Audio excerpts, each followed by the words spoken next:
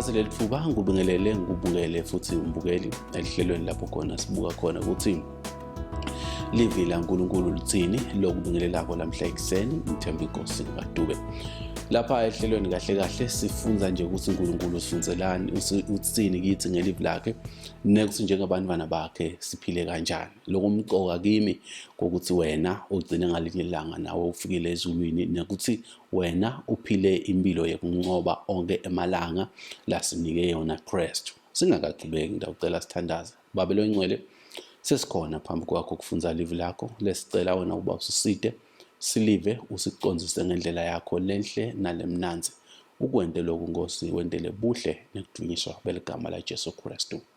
Amen. Ngiyamthanda Jesu kakhulu inkosi nemsinzisi wekuphila kwami.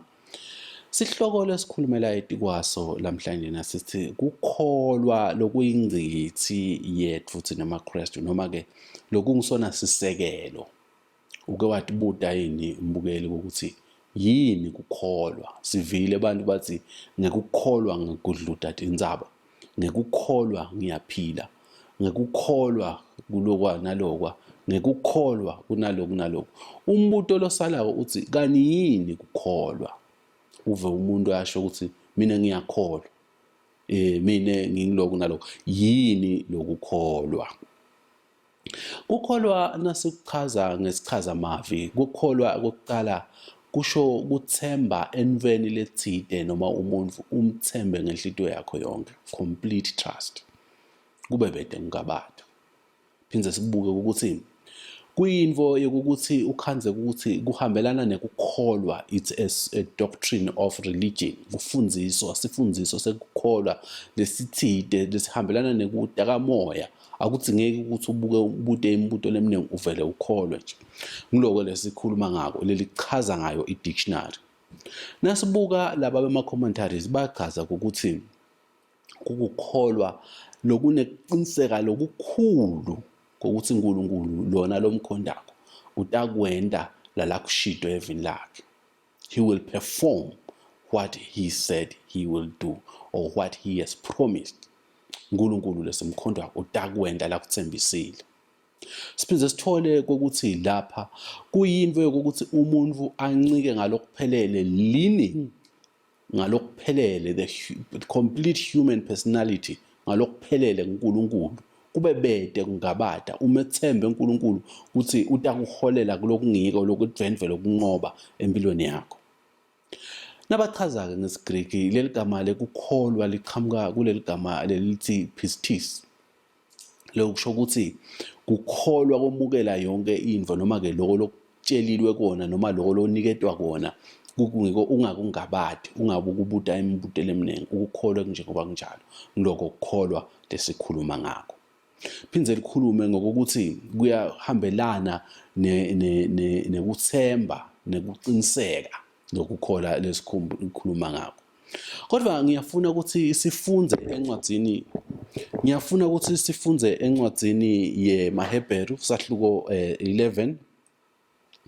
EmaHebheru sahluko 11 verse 1. Lekulivesi lesijwayele sonke ukuthi likhuluma ngekukholwa lithi lichaza ukuthi kukholwa yini.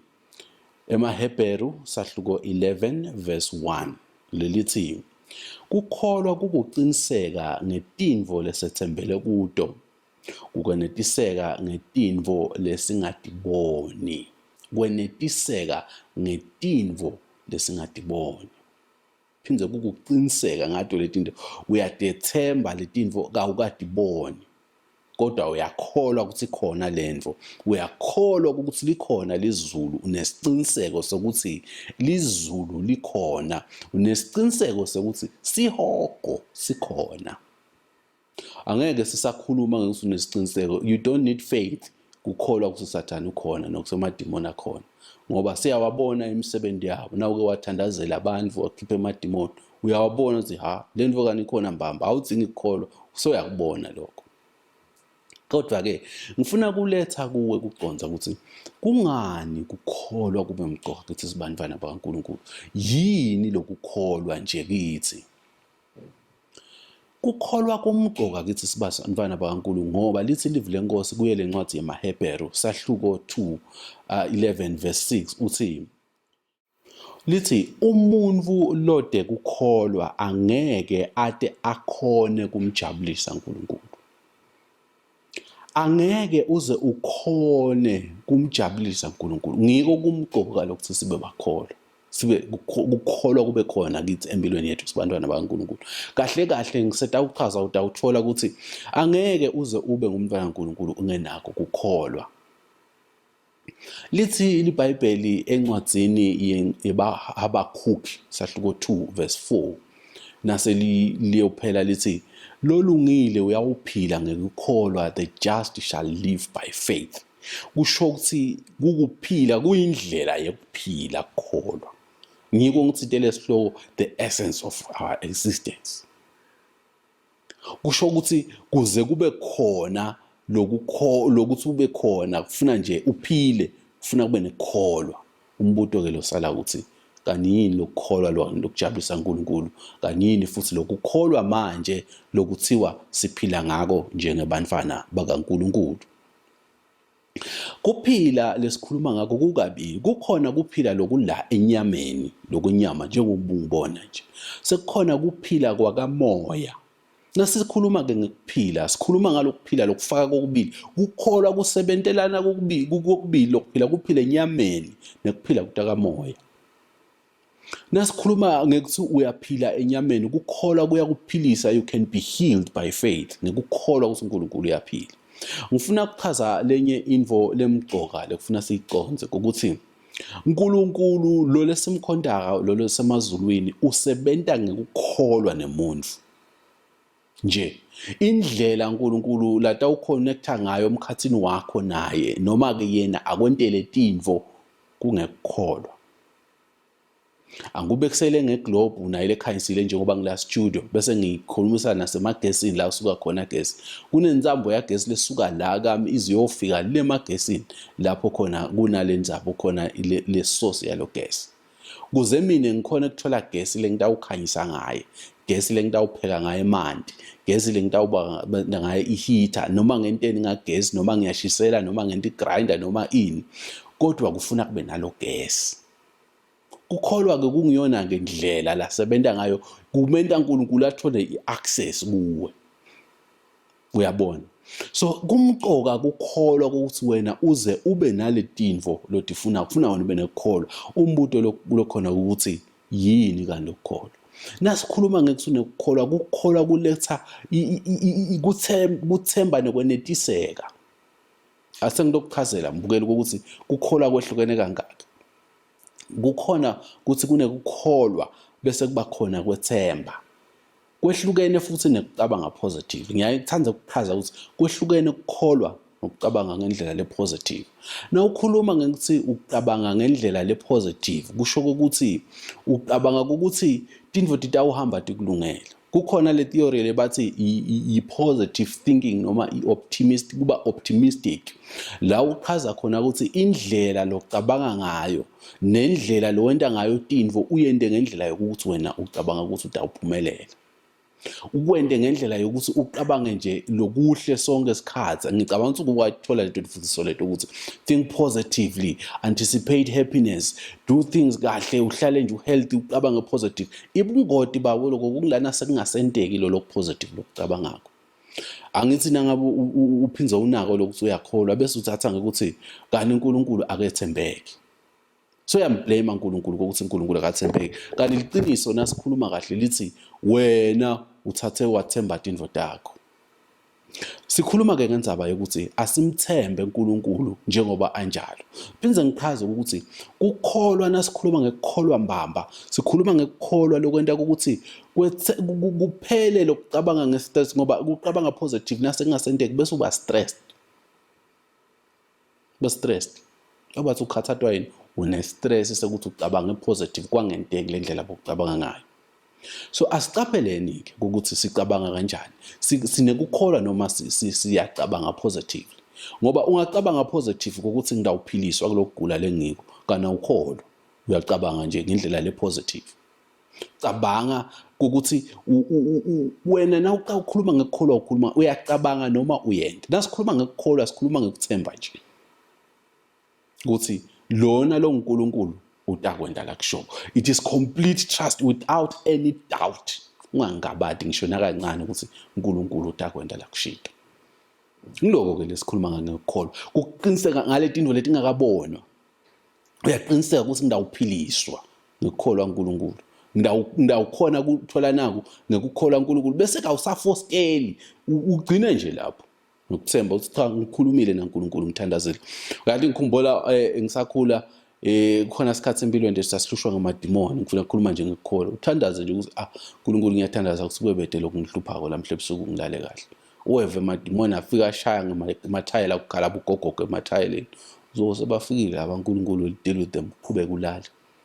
And kube ne peace of mind ngoba uyathi siNkulunkulu ngizama kulanza lokho ukuthi kukholwa kukwenta ukholwa ukuthi uNkulunkulu ngeke akuvumele lokho netimo letifika kwempilweni yakho na unekukholwa ubuka ngalelinye liso.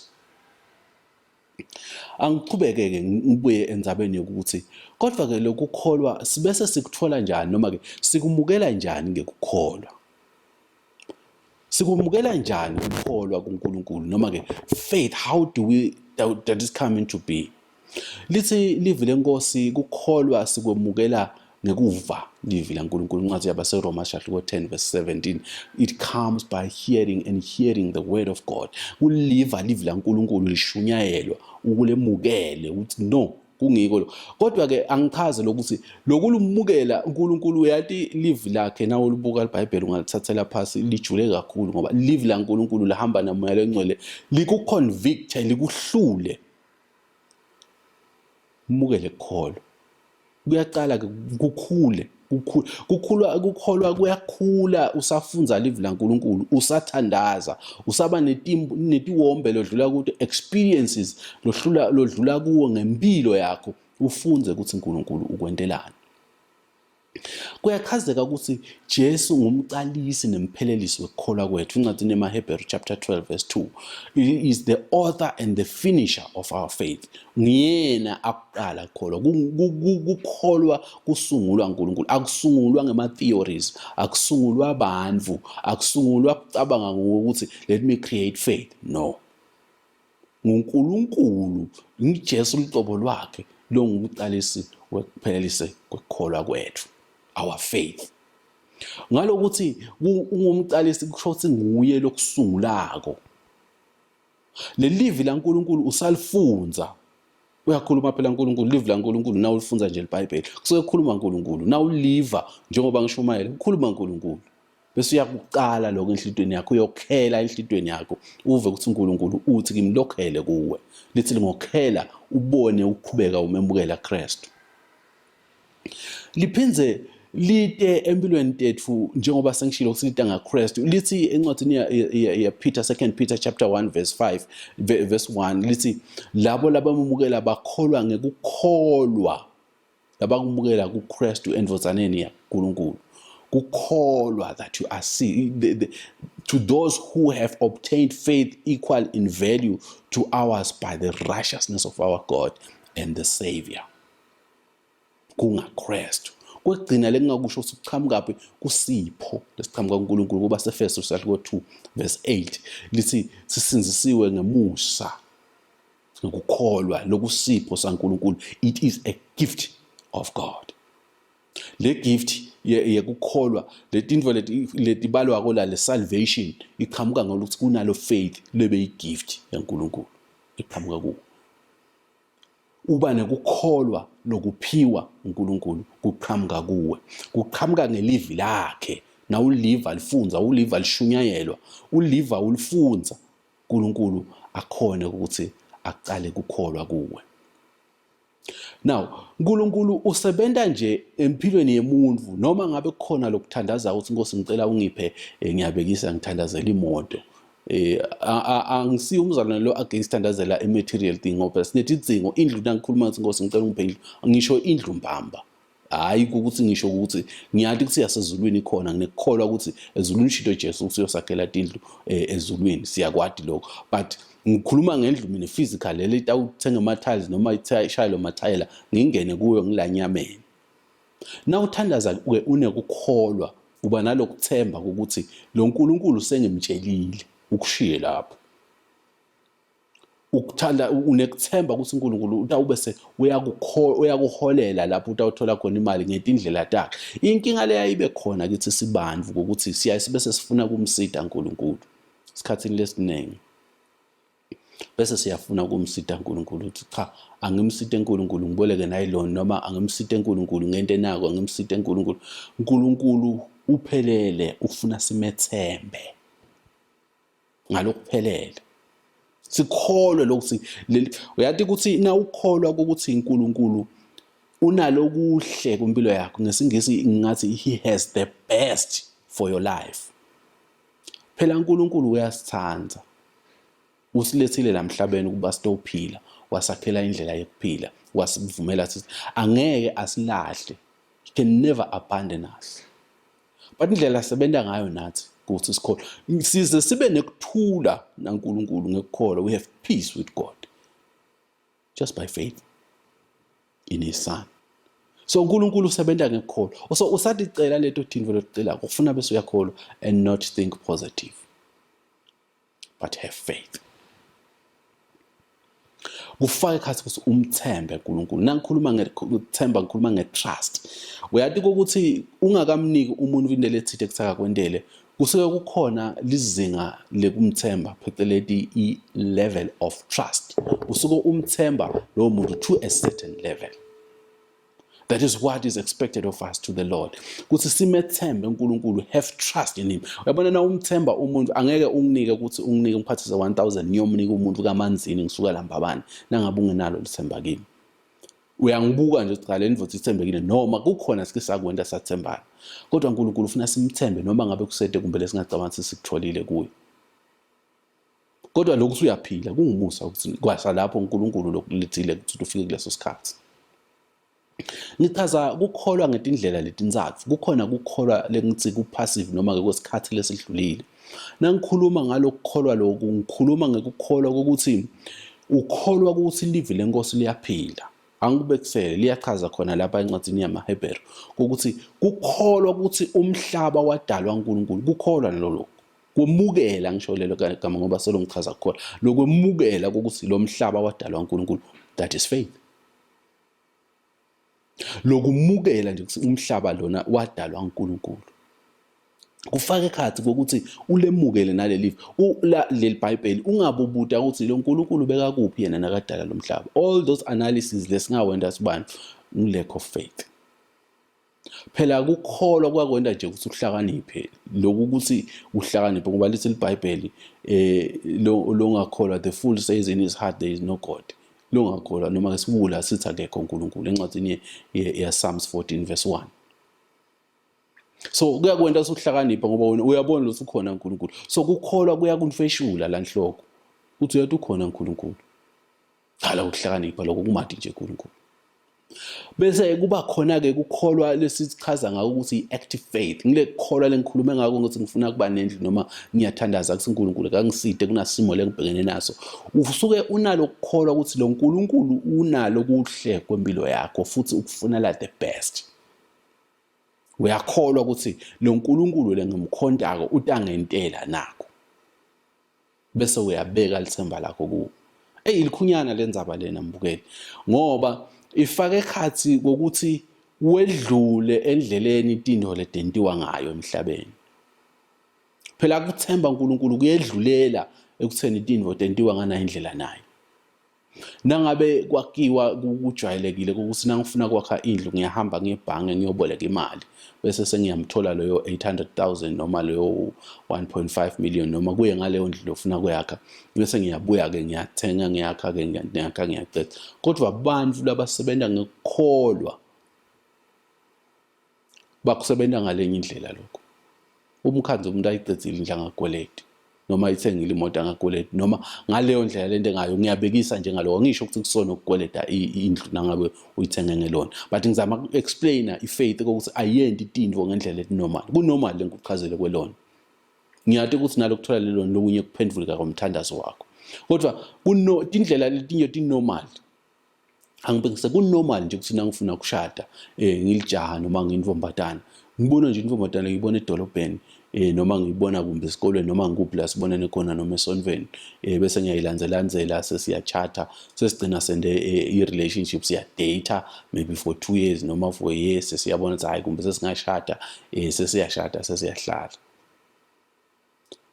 uyisebenzisile leyo ndlela washada kodwa ukwente ngekukholwa yini ungenaphi uNkulunkulu empilweni yakho ungenephi uNkulunkulu empilweni yakho mina lengikholelwa kuko ngiloko ukuthi kufunana ngabe uthathe umfati noma kufunana ngabe uthathe intombatana nithathene ngibekise ngaleyo kandlela kufuna kube khona la ubona khona ukuthi yathi ke lapha kubange kusentamini kwenda uNkulunkulu wambandzakanya involve kule whole process awuzange wakwenda normal you should have a testimony about your partner la ungasho khona usuyabona ke la this was God who made it possible lo wangilidela kuye noma lo wakwenda whatever lo ngakubala you should have a testimony ngikhuluma ngemvana uNkulunkulu noma under general life ungatendela nje ngokucabanga kwakho ukuthi ngiyamthanda unefigure lekahle kanje kanje but kunengi lo ngakwadi ngemuntu but nangabe umuntu lokholwa ukuthi uNkulunkulu has the best for you in life ukhanza ukuthi noma ngawe uyayithandazela leyo partner leyo uyithandazela ngendlela yokukholwa ukuthi uNkulunkulu will give me the best lo tawukhona ukuthi abe nami understand and aspire ekhaya noma le whatever leyo muntu leni wakhako even after 50 years sesibogogo ngoba phela uNkulunkulu he knows 50 years ahead but now kushaya ngamanyuwalo utawubuka le figure atete kanye umuntu usigcwale sesu ugcwala bafu noma nawe nangabe wakuthanza ukuthi kumbe uyasebenza usebenza kahle ungu-CEO wenkampani lethi bese uyaqoshwa kuyaphela you haven't done that according to faith kukholwa kuhamba ema-boundaries ilangeke andiwe ngendlela normal kukholwa nje ukuthi uNkulunkulu lo tangisile la kulesikhathi lesikhathini se-COVID lapho khona sesedlule ku-wave 2 asada ukudinga wave 3 siyathandaza ukuthi angabi khona kodwa lapho kulesimo lesibuso sibanzi kubi kubhlungu bantu bayashona nathi sikuriski lesisaphila kodwa lo nekukholwa unekuthemba ukuthi lo uNkulunkulu lophilako ukonke lokutangentela ukuvumile ukuthi kwente ngisho ukuthi lingo uyatiweya uNkulunkulu ukuthi cha utawusinqoba lo akunike nendlela kude sincomo silingo lesiyawulinga sibe ngedulu kwamandla akho lisho njalo iBhayibheli ngoba uNkulunkulu he has the best for us in our hearts kukholwa kusho ukuthi kufuna usithathe live la uNkulunkulu ungalingabathi njengoba lisho uyati ukuthi nekukhipha tishumi kukukholwa kungako phela labangakholwa nangingakholwa nabangakholwa ngikhulumi ngebantu labangayisonveni ngikhuluma ngebantu labangalikholwa lelive bangakholelwa ukuthi kufuna kukhishwe tishumi kuNew Testament labanye bana leyo mfundiso uyati ukuthi ukukhipha tishumi nje kukukholwa nje kukodwa ngoba liqiniso lithi le mali noma leyo transfer ngiyendile ngiyende yaye accountini yasebhangi yasesonveni yangena nje khona le mali so ayikaye ngiyayijikile imali yayezulwini ayikho ezulwini ila but I trust ukuthi lo uNkulunkulu utabe soyangibusisa ubonile ukuthi benginiketa yena umsebenzi wakhe noma kunikela la unikela khona sinikela imali siyifaka esikhwameni sasesonveni noma siyifake kuleyo organization lo ifaka kuso I mean imali as in coins noma ima-notes noma wendeleyo EFT kodwa kukukholwa lokuthi nawupha uNkulunkulu utawuletha nawukhipha tishumi utakubusisa kukholwa nalokho kukholwa lokuthi Genesis 1:1 incwadi ya Genesis iliqiniso because ungahlala ungakholwa lokho kukholwa nalokho so kukholwa kusente saba nebudlelwano naNkulunkulu encwadini yabaseRoma 5:1 Therefore, because we have been declared righteous by faith, we have peace with God through our Lord Jesus Christ. Sinekuthula ngaNkulunkulu wethu. Ngikholwa nje. Uyathi ukuthi lo ngishumayela la kuwe ngide certificate sekukholwa. ngiyite nje certificate sekungisindisiwe. Thina sijwayele ukuthi lapha emhlabeni la sikhona khona nangabe ubufunza esikoleni lesithide nangicetha standard 5 noma form 5 bakunika so certificate ukuthi lena siyafakazela ukuthi ucedzile ka standard 5. Sengiba nelithemba ukuthi noma ngaya kuphi la emhlabeni ngifike ngibakhombise leyo degree yami yasekwaluseni University yaseSwatini noma leyo university lengifunze kuyo noma yaseMelika noma yaseGeorgia noma yakuphi, nangifika ngibakhombisa leli phepha bathi awubona ukuthi hayi vele lona ufundzile. Thina la emhlabeni sijwayele ifakazelo, ngeke ngithi fakazele double title ukuthi vele indzawo ngiyithengile nayi ngoba uneleli phepha loliphethe. Kodwa kude liphepha lekukholwa. Bona umfundisi ashumayela azabe form abe mante embi kwakhe ashumayela, ubone abantu bashumayela ebus rank, ubone abantu bela itimanga bede ngisho liphepha lokuthi basinzisiwe. Kodwa banani banekukholwa. Angeke ke mbukele libe khona vele liphepha lekukholwa ngoba na Jesu nakaba abantu nabasinziswa nashumayela bebanganika certificate. Ibandla la kuqala sizange seva kune certificate. Bangakunika nje so certificate sokubhajatisa esontweni. Kodwa yini vela emhlabeni lo akusithi nsawo. Lokhu umqoka kaNkulunkulu la sebenza ngakukholwa. Nasezulwini siyawungena ngani ngekholwa. Yona lendzaba insinziso lesiyiphilako siyiphila ngani manje ngekukholwa. Ukucabanga ukuthi ukuthandaza kubulima abani.